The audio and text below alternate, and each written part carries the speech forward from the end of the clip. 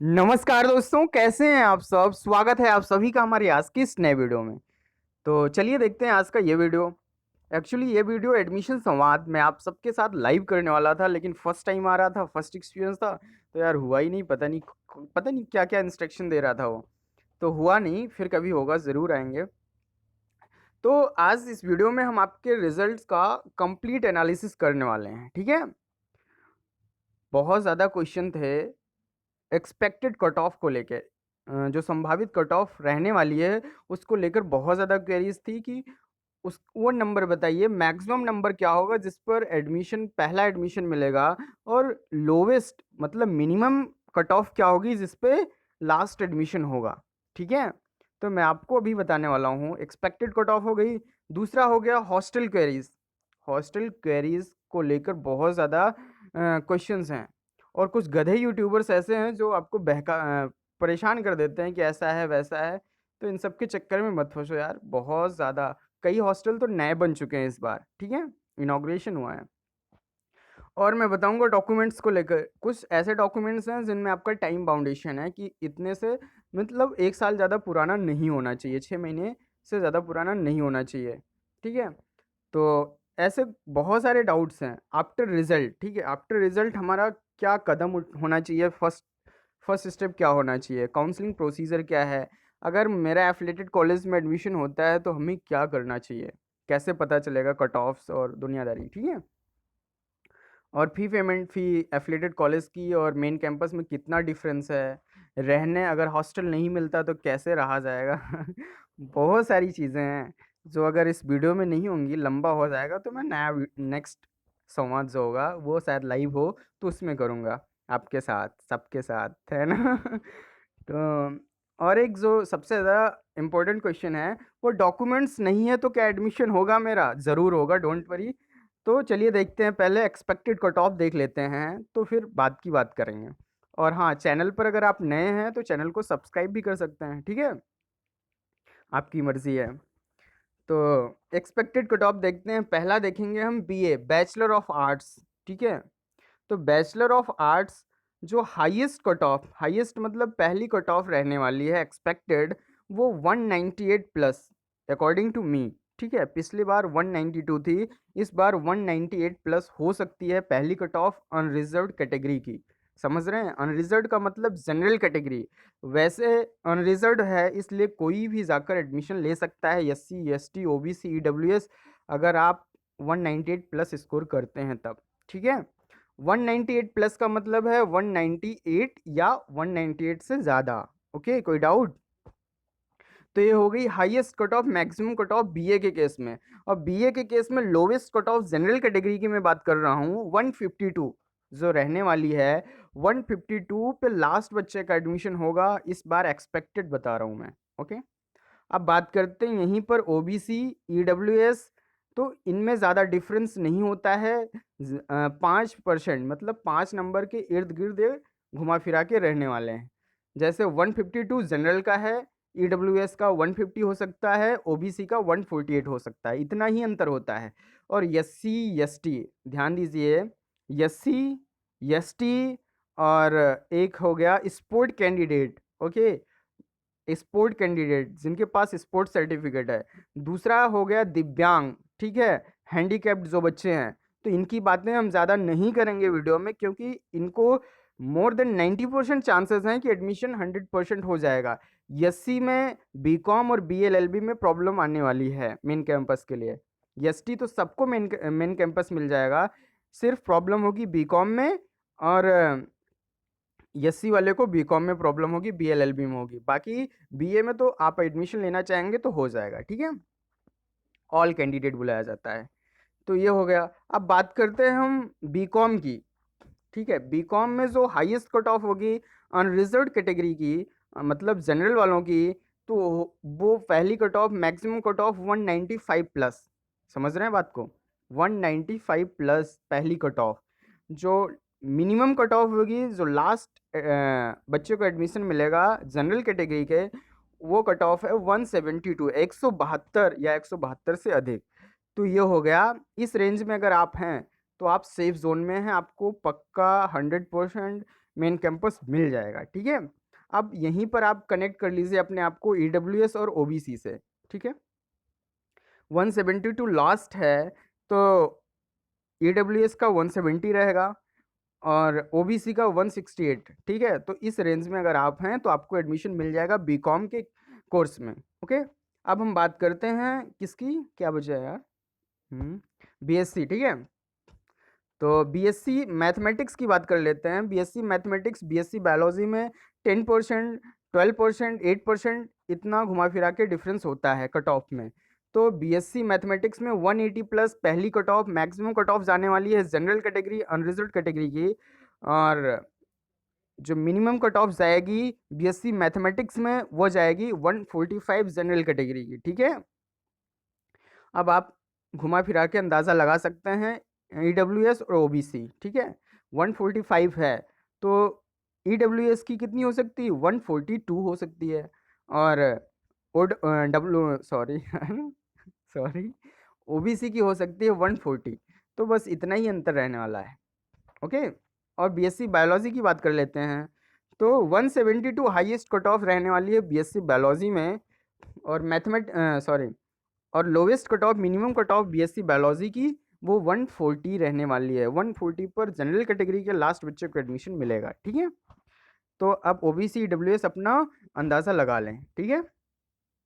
और SC ST सिर्फ और सिर्फ बीकॉम बीएलएलबी में आपको प्रॉब्लम होगी, बाकी आपका अगर स्कोर अच्छा है तो एडमिशन मिल जाएगा, ठीक है। बीए में तो मिल ही जाएगा एससी एसटी और हैंडीकैप्ड वालों को। बीएससी मैथमेटिक्स में थोड़ी सी प्रॉब्लम हो सकती है, आपका 90 प्लस है तब एससी में मिलेगा, एसटी वालों को मिल जाएगा। एससी में 90 प्लस है, बीएससी में तब मिलेगा, ठीक है। तो बाकी में आपको एससी वालों को भी मिल जाएगा, एसटी वालों को भी मिल जाएगा, ऑल स्टूडेंट, ऑल कैंडिडेट, ठीक है। अब बात कर लेते हैं थोड़ा बीएफए वालों का। बीएफए में क्या है कि आप सबको बुलाएगा, ठीक है, प्रैक्टिकल देने के लिए बुलाएगा। प्रैक्टिकल के बाद आपकी फाइनल लिस्ट जारी होगी, आपको एडमिशन मिलेगा कि नहीं मिलेगा, ठीक है। तो चलिए ये हो गई एक्सपेक्टेड कट ऑफ की बात, ठीक है। अब हम बात कर लेते हैं कि किसका एडमिशन होगा, ठीक है। तो मैंने जो आपको कट ऑफ बताई मिनिमम और मैक्सिमम, इन मिनिमम और मैक्सिमम के बीच में अगर आपका नंबर है, ठीक है, तो आप इसमें एग्जिस्ट करते हैं तब आपको एडमिशन मेन कैंपस में मिलेगा। पहली, दूसरी, तीसरी, पहली में आपको मनपसंद सब्जेक्ट मिलेगा, दूसरी में भी मिल जाएगा, तीसरी में आपको सिर्फ और सिर्फ एक आध दो सब्जेक्ट मनपसंद मिलेंगे, ठीक है, दो मिल सकते हैं तीसरी में। चौथी में तो बिल्कुल आपको एक के सहारे चलना पड़ेगा, ठीक है एक के सहारे चलना पड़ेगा। एक ही सब्जेक्ट चौथी कट ऑफ में आपको अच्छा मिलेगा आपके मनपसंद का, बाकी नहीं मिलेगा, ठीक है, ठीक है ना। अब बात करते हैं, अगर आपका नंबर जो है, जो मैंने कट ऑफ बताई है एक्सपेक्टेड, उसके बीच में आप नहीं हैं, उससे कम हैं, तब आपको एडमिशन कहाँ मिलेगा पता है? आपको मिलेगा एडमिशन एफिलिएटेड कॉलेज में मिलेगा। एफिलिएटेड कॉलेज में यानी एडेड कॉलेज में, उसका भी procedure same as it is यहाँ वाला मेन कैंपस का है, ठीक है। उसमें आपको कुछ नहीं करना, जैसी यहाँ की तीसरी या चौथी कट ऑफ आएगी, आना स्टार्ट होगी, वैसे ही वहाँ की पहली कट ऑफ आएगी। मतलब यहाँ की तीसरी कट ऑफ के बाद से एफिलिएटेड कॉलेज की कट ऑफ आना शुरू कर जाती है, ओके। तो आपको जिस कॉलेज में एडमिशन लेना है वहाँ पर आप जाइएगा, जाना नहीं है, ऑफिशियल साइट पर जाना, सारी कट ऑफ वगैरह आपको दिखेगी, आप अच्छे से देखकर एडमिशन आप ले सकते हैं, ठीक है। और एक बात मैं आपको बता दूं, जो आप लोग व्हाट्सअप है मेरा डिस्क्रिप्शन बॉक्स में, जब आप मैसेज करते हैं, कॉल करते हैं, तो आप स्क्रीनशॉट भेजा करिए रिजल्ट का। यार मुझे पूछना पड़ता है आपकी कैटेगरी क्या है, आपका कोर्स क्या है, ये सब पूछना पड़ता है, तो प्लीज़ आप अपना रिजल्ट का स्क्रीनशॉट भेजा करिए, तब जाके जल्दी हो जाया करे, क्योंकि बार बार पूछना पड़ता है तो फिर समय नहीं होता ना उतना। ये हो गया। अब बात करते हैं हम हॉस्टल क्वेरीज़ की। हॉस्टल क्वेरीज यार मैंने आपको बता दिया है, बिल्कुल परेशान मत होना, सबको हॉस्टल नहीं मिलता है, जिसका भी मार्क्स अच्छा होगा उसी को हॉस्टल मिलेगा। और कुछ गधे यूट्यूबर्स हैं, उनसे बिल्कुल सावधान रहो। नए हॉस्टल बन चुके हैं यार, वो उनका इनाग्रेशन हुआ है, उनका अलॉटमेंट होगा, इतनी ज़्यादा फैसिलिटीज़ हैं, रहने की कोई प्रॉब्लम ही नहीं है, आप लोग बिल्कुल परेशान मत होना, रहने की कोई प्रॉब्लम नहीं है, डेलीगेसी वगैरह सारी चीज़ें हैं, ठीक है। तो बिल्कुल डरना मत, ठीक है गधों से। और दूसरी बात करते हैं हम रिजल्ट आने के बाद आपको करना क्या है। कुछ नहीं करना है, कट ऑफ का वेट करना है, ठीक है। अभी तो कोई नोटिफिकेशन आया ही नहीं है, आपको करना क्या है, जैसे ही नोटिफिकेशन आएगा सारा नोटिफिकेशन आपको ऑफिशियल साइट पर मिलेगा। काउंसलिंग अभी भी डिसाइड नहीं हुई है कि ऑनलाइन होगी या ऑफलाइन होगी, ठीक है। जाना तो आपको मेन कैंपस पड़ेगा ही, डॉक्यूमेंट वेरिफिकेशन कराने के लिए एक बार तो जाना ही पड़ेगा। अब वो कब जाना पड़ेगा, ये अगर ऑनलाइन काउंसलिंग होती है तब तो बहुत ही अच्छी बात है। ऑनलाइन काउंसलिंग होने के बावजूद आपको डॉक्यूमेंट वेरिफिकेशन कराने इलाहाबाद विश्वविद्यालय जाना ही पड़ेगा, ठीक है। तो इससे बिल्कुल मत डरिए। अच्छा होगा अगर आपकी काउंसलिंग ऑफलाइन होती है तो, क्योंकि डॉक्यूमेंट वेरिफिकेशन तो वैसे ही हमको कराने जाना है। इससे अच्छा है कि हम ऑफलाइन काउंसलिंग ही हो जाए, क्योंकि ऑनलाइन में बहुत ज़्यादा प्रॉब्लम फेस करनी पड़ेगी, क्योंकि वेबसाइट इनकी बहुत ही ख़राब है। ठीक है, तो आशा करते हैं हम ऑफलाइन काउंसलिंग हो। और नेक्स्ट बात क्या है, फ़ी पेमेंट में ज़्यादा अंतर नहीं है, बिल्कुल भी अंतर नहीं है। एफिलिएटेड कॉलेज और मेन कैंपस के फ़ीस स्ट्रक्चर में ज़्यादा डिफरेंस आपको देखने को नहीं मिलेगा, बिल्कुल same as it is fees है। ओके, अब बात आती है डॉक्यूमेंट जनरल वालों को तो कोई किसी डॉक्यूमेंट्स की चिंता ही नहीं करनी है, क्योंकि उनको रिजर्वेशन किसी का लेना नहीं है। तो रिजर्वेशन जिसको भी लेना है उसी को प्रॉब्लम फेस करनी पड़ेगी। रिजर्वेशन सर्टिफिकेट मस्ट है, बाकी तो काम चल जाएगा। तो जैसे आपको ओबीसी सर्टिफिकेट है, तो ओबीसी सर्टिफिकेट 6 महीने से मतलब इसी साल का होना चाहिए आपका, और वो भी केंद्र सरकार द्वारा जो बनता है, सेंट्रल गवर्नमेंट इश्यूड सर्टिफिकेट होना चाहिए, स्टेट गवर्नमेंट का नहीं चलेगा, ठीक है। और नहीं है तो बनवा लीजिए, आपको समय मिलेगा 15 दिन का। ओके, अब बात करते हैं SC ST जो भी है उनका अपना कास्ट सर्टिफिकेट, इनकम सर्टिफिकेट दो बना के रखना, डोंट वरी, ठीक है, उसको अच्छे से बना के रख लीजिए। अब हम बात करते हैं किसकी, अगर डॉक्यूमेंट नहीं है, बहुत सारे बच्चे ऐसे भी हैं जिनके पास अभी मार्कशीट नहीं आई है, या मार्कशीट में कोई करेक्शन इशू है, तो वो डिगी लॉकर की मार्कशीट लगा सकते हैं, अपने डिगी लॉकर की मार्कशीट से एडमिशन ले सकते हैं। लेकिन डॉक्यूमेंट वेरिफिकेशन उनको कराने हैं, जब जाएंगे तब आपको ओरिजिनल लेकर जाना पड़ेगा, ठीक है। तो जैसे भी करिए, ओरिजिनल मार्कशीट जल्दी से जल्दी उसको मंगवा लीजिए। ओके, और करेक्शन इशू जिसका भी है वो काउंसलिंग के समय हो जाएगा आपका, बिल्कुल टेंशन मत लेना। बहुत सारे बच्चों का मदर फादर मम्मा पापा बहुत सारे करेक्शन हैं, गलत हो गए हैं, इधर से उधर हो गए हैं, तो वो भी काउंसलिंग के समय सब सही हो जाएगा।